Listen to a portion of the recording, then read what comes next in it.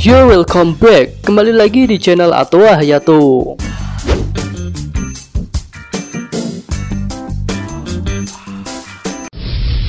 Kecurigaan tentang adanya pengkhianat atau mata-mata memang sudah lama muncul, dan ternyata chapter 974 ini mengungkapkannya. Selain itu, di chapter ini juga akhirnya terjadi reuni dari 3 anggota generasi terburuk yang pernah beraksi di Kepulauan Sabaody, yaitu Luffy, Kid, dan Law. Oke, langsung aja kita mulai review chapter 974. Di bagian awal chapter ini memperlihatkan adegan Hiyori dan Denjiro yang saat ini sedang menyamar sebagai Komurasaki dan Kyushiro. Saat itu Kyushiro sedang mempersiapkan diri untuk beraksi sebagai Utsumi Sukozo yang akan membagikan uang ke penduduk kota Ebisu. Lalu di sini mereka membicarakan tentang Orochi yang sangat tertarik kepada Komurasaki. Namun setelah masa 20 tahun yang dijanjikan tiba, Kyushiro akan membebaskan Komurasaki dari Orochi dengan jalan kematian. Ya, ternyata rencana pembunuhan karakter Komurasaki telah direncanakan sebelumnya, dan rencana mereka pun berhasil. Komurasaki dinyatakan tewas karena serangan dari Kyushiro, dan akhirnya muncullah sosok Hiyori Kozuki yang sebenarnya. Oke, kita ke panel selanjutnya. Kali ini ada di masa beberapa bulan yang lalu. Kami menduga itu adalah hari di mana Kinemon dan rekan-rekannya baru saja sampai di masa depan. Di sini diperlihatkan Orochi sedang membaca surat yang memberikan informasi tentang perjalanan melintasi waktu yang dilakukan oleh Kinemon, Kanjuro, Raizo, Okiku, dan Momonosuke. Iya, di sini tampaknya Orochi mendapatkan informasi yang sangat akurat dari seseorang, yang tentunya dia adalah sang mata-mata dari klan Kozuki. Dan mulai dari sinilah Orochi meyakini bahwa kemampuan Kozuki Toki untuk melintasi waktu benar-benar nyata. Lalu Orochi pun langsung memerintahkan untuk mengawasi pesisir pantai, karena Kinemon dan rekan-rekannya pasti akan meninggalkan negeri Wano. Berbeda dengan Orochi, Kaido malah meragukan informasi itu dan menganggapnya hanya surat kaleng biasa. Namun di sini Kaido mengatakan jika memang benar Kozuki masih hidup, dia ingin menanyakan sesuatu. Wah, kira-kira apa yang akan ditanyakan Kaido? Apakah tentang isi Road Poneglyph atau hal yang lain? Sangat menarik untuk menantikan terungkapnya hal itu. Lalu selanjutnya Orochi menceritakan tentang mata-mata yang dia selundupkan ke dalam klan Kozuki, dan dia sangat bisa dipercaya. Orang itu lahir dari dunia seni peran, dan kedua orang tuanya mati saat terjadi penindasan di negeri Wano. Jadi saat ini dia telah kehilangan jati dirinya dan hidup dengan cara berganti-ganti identitas. Dan yang lebih penting, dia adalah garis utama keturunan klan Kurozumi.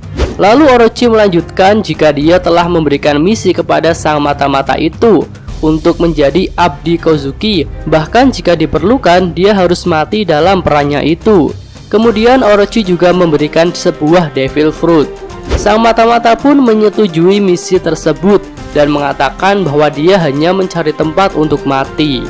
Lalu dulu ketika Orochi datang untuk meminjam uang kepada Oden, dia mendapatkan 2 hal. Pertama adalah uang, dan yang kedua adalah informasi penting dari sang mata-mata.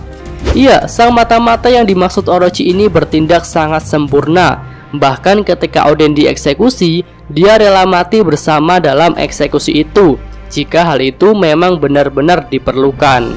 Oke, selanjutnya kita tinggalkan cerita tentang mata-mata itu dan beralih ke panel selanjutnya.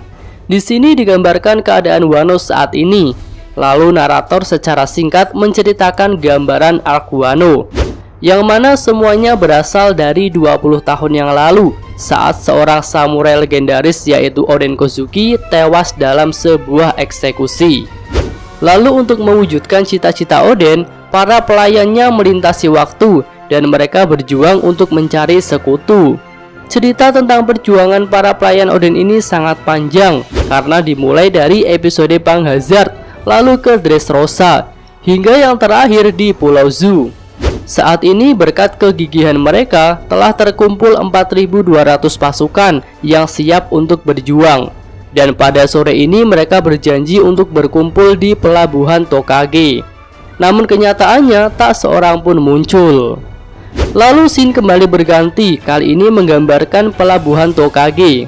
Di sini ada Momonosuke yang berusaha menghentikan 7 pelayan Oden yang sudah berkumpul, karena mereka sepertinya hanya pergi untuk mati. Bagaimana tidak, dengan sebuah perahu kecil mereka menyeberangi lautan badai dan berniat bertarung dengan makhluk terkuat di dunia, yaitu Kaido. Namun tekad para pelayan Oden itu sudah bulat. Mereka terus melanjutkan perjalanan walaupun dengan pasukan dan persenjataan yang apa adanya. Sementara Momonosuke bersama Shinobu menunggu di bibir pantai. Lalu di dalam kapal kecil itu, Kinemon mengatakan bahwa semua ini sangat aneh karena 2 kali strategi mereka berhasil dipatahkan.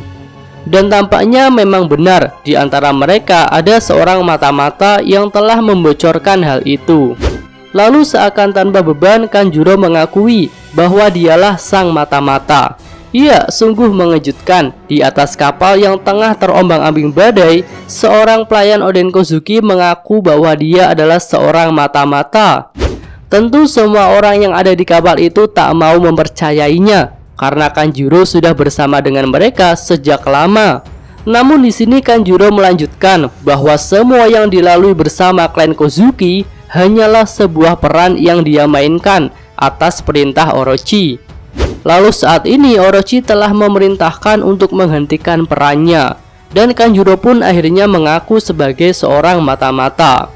Dan bahkan dia mengungkapkan namanya yang ternyata adalah Kurozumi Kanjuro. Kemudian Kanjuro melanjutkan bahwa dialah yang telah membocorkan perubahan rencana yang dilakukan oleh Yasuie. Lalu dia juga telah memberikan Fever Card kepada Jack, sehingga Jack bisa sampai ke Pulau Zu. Kinemon yang sudah sangat marah akhirnya menyerang Kanjuro, dan serangan itu terlihat mengenai target. Namun Kanjuro yang asli tak terluka, karena ternyata yang ditebas Kinemon hanyalah gambar yang dibuat dengan kemampuan Devil Fruit milik Kanjuro.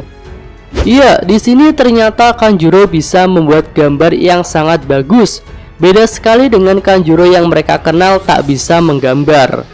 Lalu ternyata Kanjuro yang asli ada di bibir pantai dan sedang menyandra Momonosuke. Kami menduga bahwa sosok Shinobu yang memegang Momonosuke di pinggir pantai itu juga merupakan tipuan dari Kanjuro. Dan mungkin Shinobu yang asli sudah dilumpuhkan dan tidak bersama mereka di pelabuhan Tokage. Kemudian di saat-saat genting itu, tiba-tiba muncul kapal-kapal besar milik bajak laut Kaido. Mereka diperintahkan untuk menenggelamkan kapal kecil yang berisi para samurai. Iya, sekali lagi rencana Kanjuro berhasil dengan membuat para pelayan Oden itu menaiki kapal kecil yang kemudian dapat ditenggelamkan dengan mudah menggunakan kapal-kapal yang besar. Namun tiba-tiba kejutan lain muncul, yaitu ada serangan meriam yang mengenai kapal-kapal Kaido. Ternyata itu adalah serangan dari Sanigo, yang tentunya Luffy ada di dalamnya. Lalu tak lama kemudian muncul serangan di sisi yang lain, dan itu adalah serangan dari kapal Kapten Kid yang ternyata sudah memutuskan untuk bergabung dengan pasukan aliansi. Dan yang terakhir muncul sebuah kapal selam dari bawah laut, yang tentu saja itu adalah kapal bajak laut hati yang dipimpin oleh Law. Ketiga bajak laut dari generasi terburuk itu telah menyelamatkan Kinemon dan rekan-rekannya, dan situasi ini tak diketahui oleh Kanjuro. Iya, tampaknya kemunculan ketiga orang itu adalah rencana dari Kyoshiro, yang saat ini mungkin sudah membongkar identitas aslinya, karena Orochi sudah meninggalkan ibu kota bunga. Dan ternyata bukan hanya itu, seluruh pasukan aliansi sudah berkumpul namun di pelabuhan sebelah, yaitu di pelabuhan Habu. Iya, tampaknya rencana dari Kyoshiro berhasil mengkonter rencananya Kanjuro. Dan tampaknya di chapter depan akan terjadi pertempuran di atas lautan. Oke, cukup sekian video kali ini. Semoga nakama sekalian menyukainya. Terima kasih udah nonton dan sampai jumpa lagi di video selanjutnya. Yo!